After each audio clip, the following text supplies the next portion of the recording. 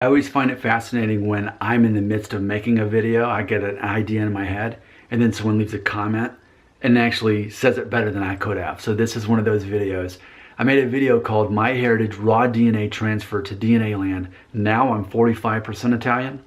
So the person who left a comment, it looks like VJMTHELLL. So there you go. Thank you for leaving this comment. Quote, just visualize the exponential growth of a family tree. Only 8 generations back, we have over 1,000 distinct ancestors on just that unique 8th generational line. Think of all the migration patterns into the Italian states 8 generations back. Did over 1,000 ancestors find a way to marry the already so elusive ethnic Italian?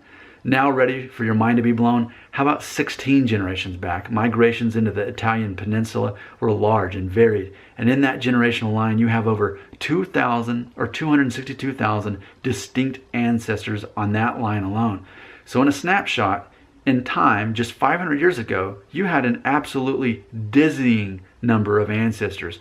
Did they all magically find whatever we currently categorize as ethnic Italian? Or is this just R1B, basically the mutt of Europe or whatever?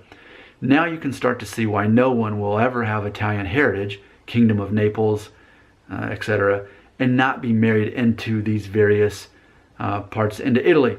I hope this is your light bulb moment for many of you on all sides of this discussion. This is most intelligent way to conceptualize it. Sources. I'm Italian, end quote. Well, thank you for being Italian, and thank you for doing it. Here's what I feel. I feel the light bulb has already been on for me, but this definitely helps even more. The light bulb has just become brighter.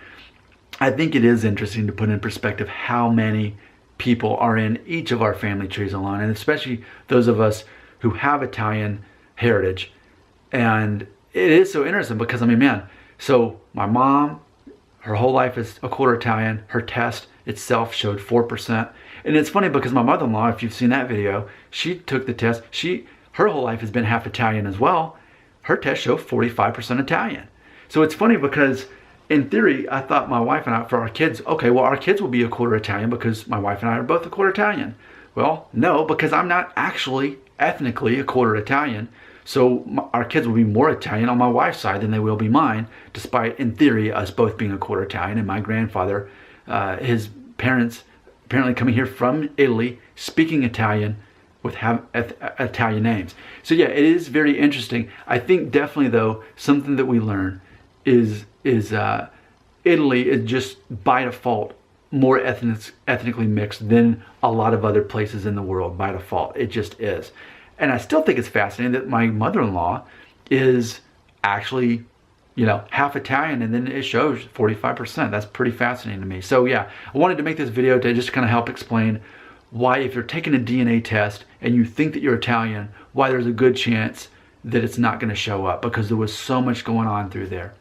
By the way, in closing, if you subscribe, that'll help me out tremendously, because I have to have 1,000 subscribers by February 20th. Otherwise, YouTube will not allow me to make money off this channel anymore. I'm a stay-at-home dad. This is part of how we make our income. I'm depending on that income. Right now, I don't have 1,000, and I'm a few weeks away. If you could help me out with that, that's your way of saying, hey, I like this video. And if you've already subscribed, thank you for helping save the day. But anyway, yeah, the Italian thing. If you have any other comments to add on that, do that. There's a good chance I'll make that into another video.